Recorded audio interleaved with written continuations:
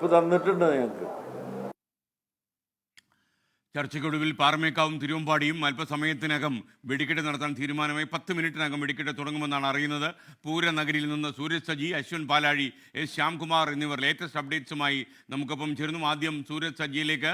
Good morning Sooraj Saji, എന്തൊക്കെയാണ് latest ആയിട്ടുള്ള updates? എന്തായാലും ഇന്നലെ രാത്രി ഉരുണ്ടുകൂടിയ കാർമേഘങ്ങൾ പെയ്തൊഴിഞ്ഞു. ഒരു തിരുവമ്പാടി ദിവസം ഒരു കോംപ്രമൈസിന് തയ്യാറായി വെടിക്കെട്ട് നടക്കും. എപ്പോൾ നടക്കും?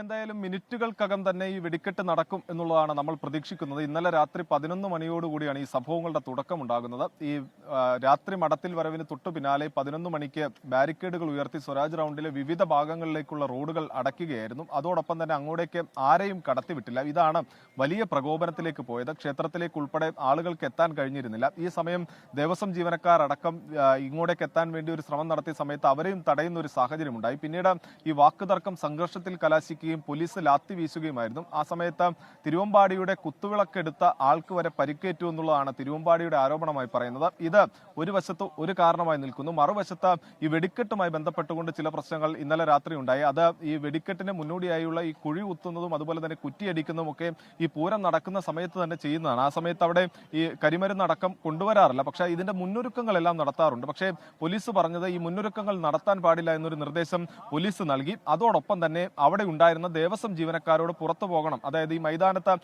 അവരോട് നിൽക്കാൻ കഴിയില്ല എന്ന് നിർദ്ദേശം നൽകി. ഇതെല്ലാം തന്നെ വലിയ പ്രതിസന്ധിക്കിടയാക്കി എന്നുള്ളതാണ് തിരുവമ്പാടി പറയുന്നത്. അത് വൈകാരിക വിഷയമായി തന്നെ തിരുവമ്പാടി എടുത്തു. തൊട്ടു പിന്നാലെ രാത്രി മടത്തിൽ വരവ് അവസാനിപ്പിച്ചുകൊണ്ട് തിരുവമ്പാടി അവിടെ നിന്ന് മടങ്ങുകയായിരുന്നു. ഒരാനയെ മാത്രം വടക്കുംനാഥന്റെ മുന്നിൽ കൊണ്ടുവന്ന് വണങ്ങി ഈ ചടങ്ങ് അവസാനിപ്പിച്ചു. അതിനുശേഷം അവിടെ ഉണ്ടായിരുന്ന, അതായത് നടുവിലാലുണ്ടായിരുന്ന പന്തലിലെ ലൈറ്റ് ഓഫ് ചെയ്തുകൊണ്ട് പ്രതിഷേധം രേഖപ്പെടുത്തി. ഒപ്പം തന്നെ ഈ വെടിക്കെട്ട് നടത്തില്ല എന്നും പ്രഖ്യാപിക്കുകയായിരുന്നു. വലിയ പ്രതിഷേധമാണ് തൊട്ടു പിന്നാലെ പോലീസിന് നേരെ ഉയർന്നത്. ഇവർ ആരോപണ നിലയിൽ നിർത്തിയതും അല്ലെങ്കിൽ ആരോപണം ഉന്നയിച്ചതും കമ്മീഷണർക്കെതിരെയായിരുന്നു. അതുകൊണ്ട് തന്നെ വലിയ പ്രതിഷേധം പോലീസിനെതിരെ ഉയർന്നു. പോലീസ് ഗോ ബാക്ക് മുദ്രാവാക്യം അടക്കം വിളിച്ചുകൊണ്ട് നടുവിലാലിൽ പൂരപ്രേമികൾ സംഘടിക്കുന്ന ഒരു സാഹചര്യമുണ്ടായി. പിന്നീട് പോലീസ് പലകുറി ലാത്തി വീശി. ഒടുവിൽ മന്ത്രി കെ രാജനും അതുപോലെ തന്നെ ജില്ലാ ഭരണകൂടവും എല്ലാം ഇടപെട്ട് നടത്തിയ ചർച്ചയെ തുടർന്നാണ് തിരുവമ്പാടി ഈ അഴഞ്ഞ് ഈ പൂര വെടിക്കെട്ട് നടത്താനുള്ള ഒരു തീരുമാനത്തിലേക്ക് എത്തിയത്. എന്തായാലും ജില്ലാ ഭരണകൂടവും അതുപോലെ തന്നെ മന്ത്രിയും എല്ലാം നടത്തിയ നിർണായകമായ നീക്കത്തിന്റെ ഭാഗമായിക്കൊണ്ട് തന്നെ അല്പസമയത്തിനകം തന്നെ ഈ വെടിക്കെട്ട് ആരംഭിക്കാനുള്ള നടപടികളെല്ലാം നടക്കും. എന്തായാലും അതിന്റെ പരിശോധനകളെല്ലാം പൂർത്തിയായി കഴിഞ്ഞു. എന്തായാലും പൂരപ്രേമികളെ സംബന്ധിച്ച് ഒരു നിരാശയുള്ളത് പൂരം എന്ന് പറഞ്ഞു കഴിഞ്ഞാൽ ഈ വെടിക്കെട്ടാണ്. വെടിക്കെട്ടിന്റെ ഏറ്റവും വലിയ ദൃശ്യഭംഗി തന്നെയാണ് എല്ലാവരെയും ഇങ്ങോട്ടേക്ക് ആകർഷിക്കുന്നത്. ഇപ്പോൾ നേരം പുലർന്ന് 7 മണി കഴിഞ്ഞിരിക്കുന്നു. നേരം നല്ലതുപോലെ, സൂര്യൻ നല്ലതുപോലെ ഉദിച്ചു നിൽക്കുന്ന ഒരു സാഹചര്യമുണ്ട്. അതുകൊണ്ട് തന്നെ ഈ വെടിക്കെട്ടിന്റെ ഭംഗി, ശോഭ എത്രത്തോളം ഉണ്ടാകും എന്നുള്ളത് ഇവരെ ആശങ്കപ്പെടുത്തുന്നുണ്ട്. എന്തായാലും 8 മണിയോടുകൂടി പകൽപൂരം ആരംഭിക്കാനുണ്ട്. എന്തായാലും അല്പസമയത്തിനകം തന്നെ വെടിക്കെട്ടുണ്ടാകും എന്നുള്ളതാണ് പ്രതീക്ഷിക്കുന്നത്. ഞാനിപ്പോൾ ഉള്ളത് തിരുവമ്പാടിയിലാണ്. തിരുവമ്പാടിയിലും ഇതിന്റെ ഒരുക്കങ്ങൾ പൂർത്തിയായിട്ടുണ്ട്. Thank you Sooraj Saji. ഇനി ശ്യാംകുമാർ നമുക്കൊപ്പം ചേരുന്നു. Shyam, good morning. പറയൂ ശ്യാം, എന്തൊക്കെയാണ്? വെടിക്കെട്ട് ആരംഭിക്കുന്ന സമയം ഏതാണ്ട് അടുത്തു വരികയാണല്ലോ. വിവരങ്ങൾ, അപ്ഡേറ്റ്സ്.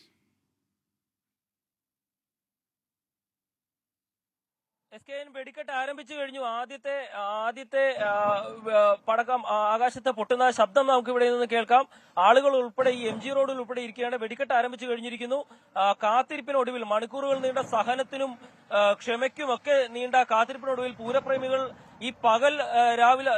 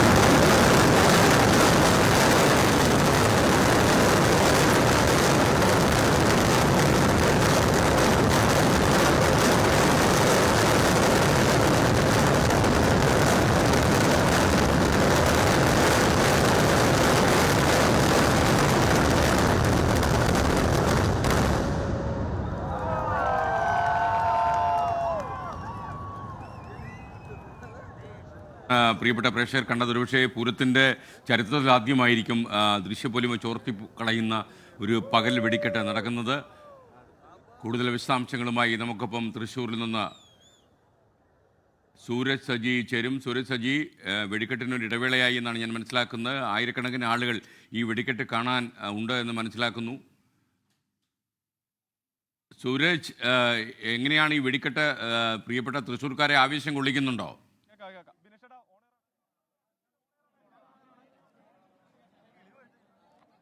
രാത്രി മുഴുവൻ ഉറക്കം മുളച്ച് ഈ വെടിക്കെട്ട് കാണാൻ വേണ്ടി കാത്തിരിക്കുന്ന ആളുകൾക്ക് നിരാശയായോ എന്ന് എനിക്ക് സംശയമുണ്ട്. കാര്യം ദൃശ്യചാരുതയില്ലാതെയാണ് പാറമേക്കാവിൻ്റെ വെടിക്കെട്ട് കടന്നു പോകുന്നത്.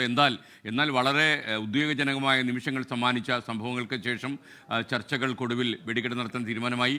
സൂരജ് സജി, വെടിക്കെട്ടിനിടയിലാണല്ലോ നമ്മളിപ്പോൾ നിൽക്കുന്നത്. പ്രിയപ്പെട്ട തൃശ്ശൂരിലെ ജനങ്ങളുടെ ആവേശം എങ്ങനെ അതുപോലെ തന്നെ നിൽക്കുകയാണോ, അതോ പകൽ കണ്ട വെടിക്കെട്ടിലുള്ള അസ്വസ്ഥതയിൽ പുകയുകയാണോ അവരുടെ മനസ്സ്?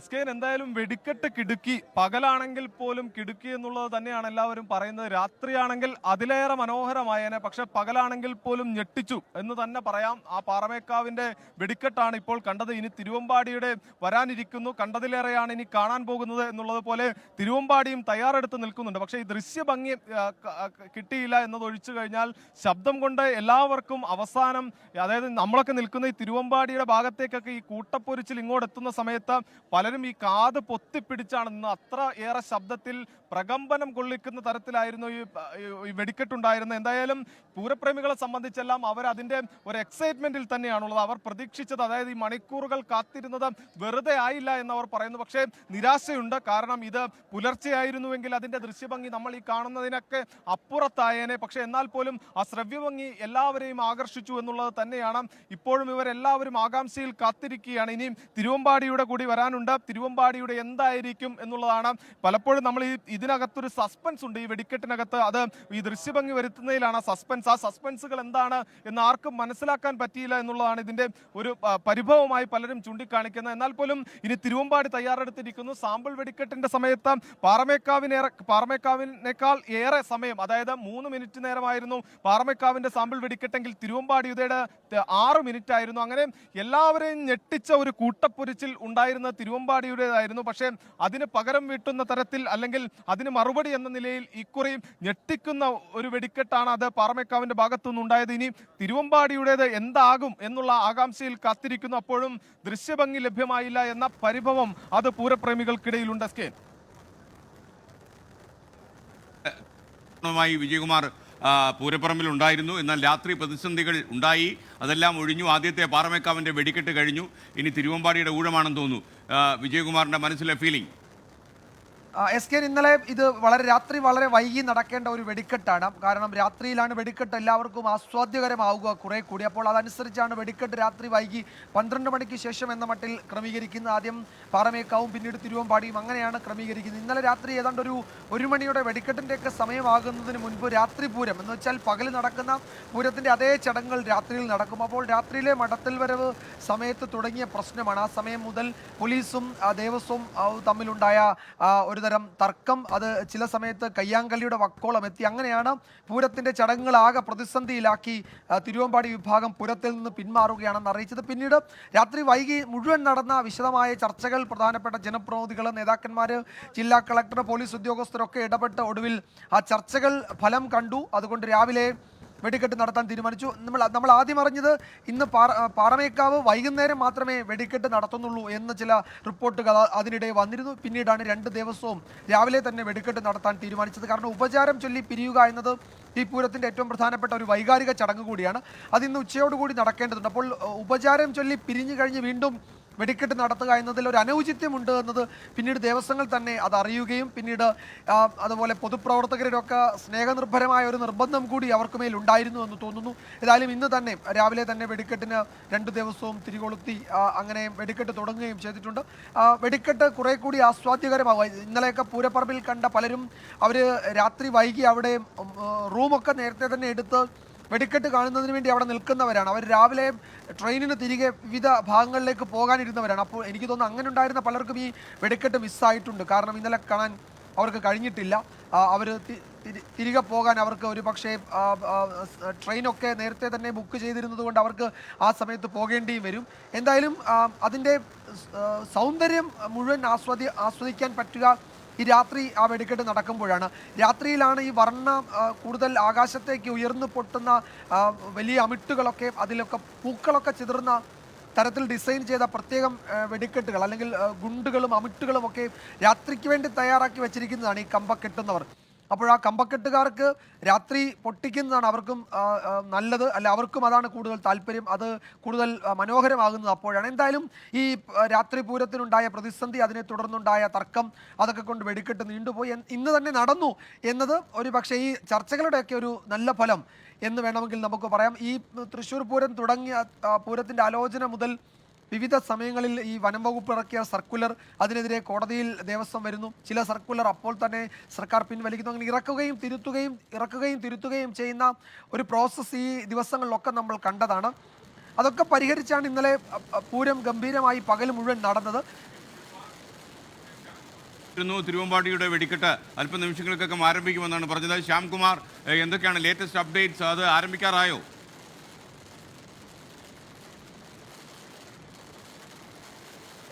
ഇനി കാത്തിരിക്കുന്നത് അല്പസമയത്തിനകം തിരുവമ്പാടിയുടെ വെടിക്കെട്ടിനാണ്. ഏതായാലും പകലാണെങ്കിലും ഈ വെടിക്കെട്ട്, ഇപ്പോൾ നടന്ന പാറമേക്കാവിന്റെ വെടിക്കെട്ട് അത് ഗംഭീരമായിരുന്നു. പക്ഷേ ആളുകളെല്ലാം പറഞ്ഞു പോകുന്ന നിരാശ, അത് ശരിക്കും അനുഭവിക്കാനായിട്ട് പറ്റിയിരുന്നത് ഇന്നലെ രാത്രിയായിരുന്നു. അത് പറ്റിയില്ല എന്നുള്ളതാണ്. ആളുകളൊക്കെ ഇപ്പോൾ ഇവിടെ ഈ വെടിക്കെട്ട് കണ്ടു പോകുന്നവരൊക്കെ അവരുടെ നിരാശ പങ്കുവെച്ചുകൊണ്ട് തന്നെയാണ് അവരെല്ലാവരും ഈ പോയിക്കൊണ്ടിരിക്കുന്നത്. ഈ ആളുകളൊക്കെ ഇതിലെ പോകുന്നുണ്ട്. അടിപൊളിയായിരുന്നു. ഇച്ചിരി നേരത്തെ ആയിരുന്നെങ്കിൽ നല്ലതായിരുന്നു. പക്ഷെ അതിന്റെ ഭംഗി പോയി. നന്നായിട്ടുണ്ട്, അതിഗംഭീരം. രാത്രി ആയില്ല, അതാ വളരെ മോശമായത്. അടിപൊളിയായിരുന്നു. പക്ഷെ രാത്രിയാണെങ്കിൽ അത് നല്ല കൂടുതൽ അടിപൊളി. അതുണ്ടോ അറിയില്ല, എല്ലാം കൂടി ഒരുമിച്ച് ആയി. തൃശ്ശൂര് വിളിക്കും അതിനൊക്കെ എന്താ ചേട്ടാ, വെടിക്കെട്ടിന് ഇന്നലെ രാത്രി മുതൽ ഇരുന്നതാ കാണാൻ വേണ്ടിട്ട്. ഇപ്പോഴാ പൊട്ടിയത്. പോരാട്ടാ, പോരാ. വെടിക്കെട്ട് നന്നായിരുന്നു, പക്ഷെ നേരം വൈകി, അത്ര മാത്രമേ ഉള്ളൂ.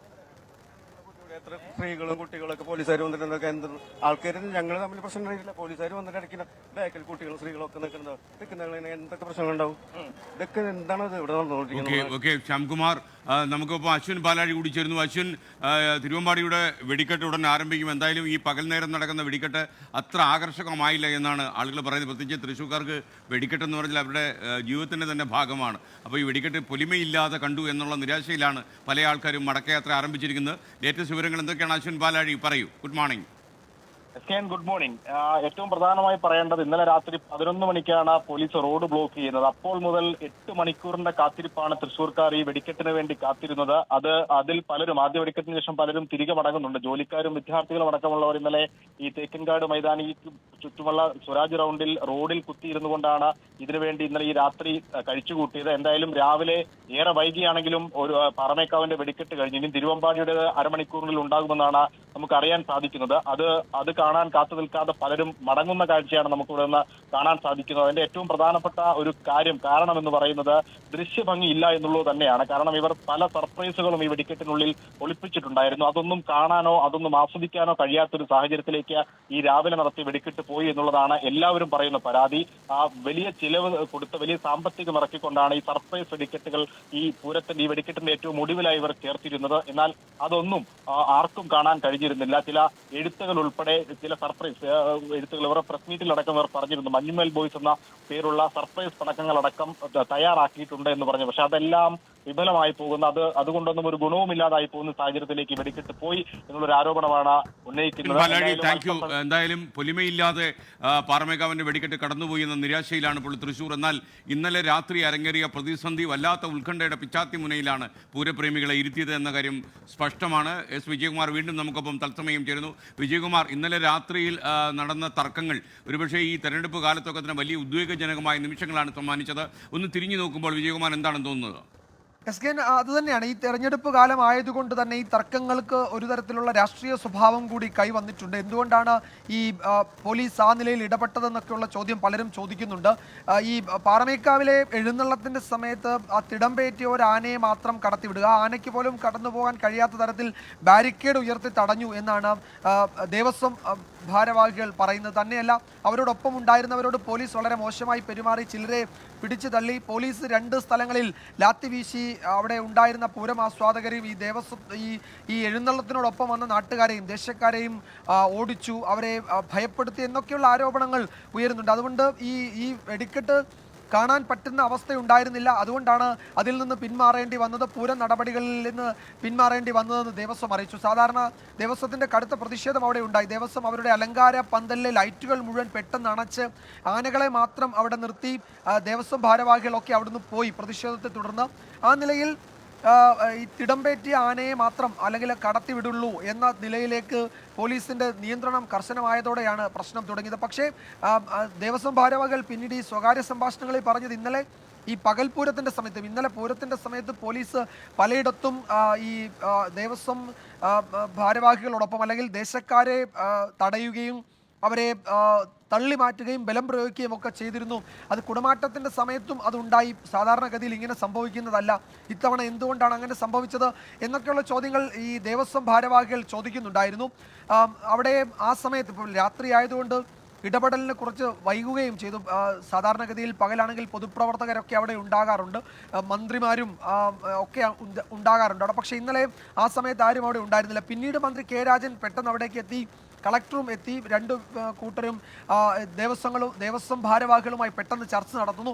ആ സമയമാകുമ്പോഴേക്കും അവിടുത്തെ LDF സ്ഥാനാർത്ഥി സുനിൽകുമാറും NDA സ്ഥാനാർത്ഥി സുരേഷ് ഗോപിയും അവിടേക്ക് എത്തുന്നു. അവരും ഈ ചർച്ചയുടെ ഭാഗമാകുന്നു. അങ്ങനെ വളരെ പെട്ടെന്ന് പിന്നെ പൊതുപ്രവർത്തകരും ജനപ്രതിനിധികളും ഒക്കെ ഇടപെട്ട് ഒരു സമവായത്തിൻ്റെ അന്തരീക്ഷം അവിടെ രൂപപ്പെട്ടുവെങ്കിലും അവിടെ പൂരം തടസ്സപ്പെട്ടു. വെടിക്കെട്ട് പുലർച്ചയിലേക്ക് മാറ്റേണ്ടി വന്നു. ഒരു സമയത്ത് വെടിക്കെട്ടിൽ നിന്ന് പിന്മാറുകയാണെന്ന് ദേവസ്വങ്ങൾ അറിയിക്കുകയും ഒക്കെ ചെയ്തു. അങ്ങനെ വല്ലാത്തൊരവസ്ഥയിലേക്ക് പൂരം പാതിയിൽ നിർത്തിപ്പോകുന്നു എന്ന് ദേവസ്വങ്ങൾ പറയുന്ന നിലയിലേക്ക് കാര്യങ്ങളെത്തി. അതിന് ചടങ്ങുകൾ മാത്രമാക്കി ഇനി ചുരുക്കും, ആചാരപരമായ ചടങ്ങുകൾ മാത്രമേ നടത്തുന്നുള്ളൂ എന്ന് ദേവസ്വം തീരുമാനിക്കുകയും ഒക്കെ ചെയ്തു. പക്ഷേ പിന്നീട് ജനപ്രതിനിധികളുടെ ഒക്കെ സംയോജിതമായ ഇടപെടൽ മൂലം ഈ പൂരചടങ്ങുകൾ തുടരാൻ തീരുമാനിക്കുകയായിരുന്നു. പക്ഷേ ഇപ്പോൾ ഈ പൂരം ആസ്വാദകർ പലരും പറയുന്നത് പോലെ ഈ വെടിക്കെട്ട് രാത്രിയിലാണ് കാണേണ്ടത്. രാത്രിക്ക് വേണ്ടി തയ്യാറാക്കിയിരുന്ന പല കമ്പക്കോപ്പുകളും ഇതായി പൊട്ടിക്കാനാവാതെ അവർ തിരികെ കൊണ്ടുപോവുകയാണ്, അത് നശിപ്പിച്ച് കളയുകയാണെന്നാണ് നാട്ടുകാർ പറയുന്നത്. സ്പെഷ്യൽ വെടിക്കെട്ടുകൾ അല്ലെങ്കിൽ സ്പെഷ്യൽ കമ്പം എന്ന് പറയാറുണ്ട്, അതൊക്കെ ഉപയോഗിച്ചിട്ടില്ല ഇന്നിപ്പോൾ. അത് പകൽ ഉപയോഗിച്ചാൽ അത് കാണാൻ പോലും കഴിയില്ല, അതിൻ്റെ ഭംഗി അറിയില്ല. ആകാശത്ത് ഈ ദൃശ്യങ്ങൾക്കൊപ്പം ചില എഴുത്തുകളൊക്കെ വരുന്നു. നേരത്തെ ശ്യാമൊക്കെ സൂചിപ്പിച്ചതുപോലെ, അശ്വിനൊക്കെ പറഞ്ഞതുപോലെ അതിനുവേണ്ടി ചില സ്പെഷ്യലുകൾ തയ്യാറാക്കിയിരുന്നു. അത് ഈ വാർത്താ സമ്മേളനത്തിന്റെ സമയത്ത് നേരത്തെ ഈ ദേവസ്വം ഭാരവാഹികളും കമ്പക്കെട്ടുകാരും ഒക്കെ പറഞ്ഞിരുന്നു അത്തരം ചില സർപ്രൈസുകളുണ്ട് രാത്രിയിൽ ഇത്തവണ വെടിക്കെട്ടിന്. പക്ഷെ അതൊന്നും ഇന്ന് ഉപയോഗിക്കാൻ കഴിഞ്ഞിട്ടില്ല. പാറമേക്കാവും തിരുവമ്പാടിയും അത് നേരത്തെ ഈ 2 കൂട്ടരും ഒരാൾ രാവിലെയും ഒരാൾ വൈകിട്ടും എന്ന തീരുമാനമെടുത്തിരുന്നു. എന്തായാലും അതിപ്പോൾ പിന്മാറിയിട്ടുണ്ട്.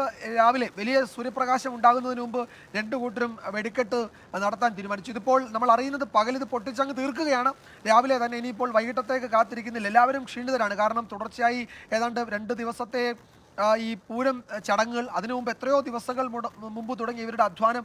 അതുകൊണ്ട് എല്ലാവരും ക്ഷീണിതരാണ്. ഇനി ഒരു പകൽ കൂടി അതിനുവേണ്ടി കാത്തിരിക്കാതെ അത് ഇന്ന് രാവിലെ തന്നെ തീർക്കുകയാണ്. എന്തായാലും അതിൻ്റെ മനോഹാരിത ആസ്വദിക്കുന്നതിൽ പൂരപ്രേമികൾക്ക് നിരാശയുണ്ട്, സങ്കടമുണ്ട്. ഈ പൂരത്തിൻ്റെ മുഴുവൻ ചടങ്ങുകളും അതിൻ്റെ വെടിക്കെട്ടോടു കൂടിയാണ് അതിൻ്റെ ഒരു പാരമ്യതയിൽ എത്തുന്നത്. അതിനുവേണ്ടിയാണ് എല്ലാവരും അവിടെ കാത്തിരുന്നത്. അവരൊക്കെ നിരാശരാണ്. ഇനിയിപ്പോൾ ഇന്ന് പകൽപൂരമുണ്ട്, മേളങ്ങളൊക്കെ കാണാം.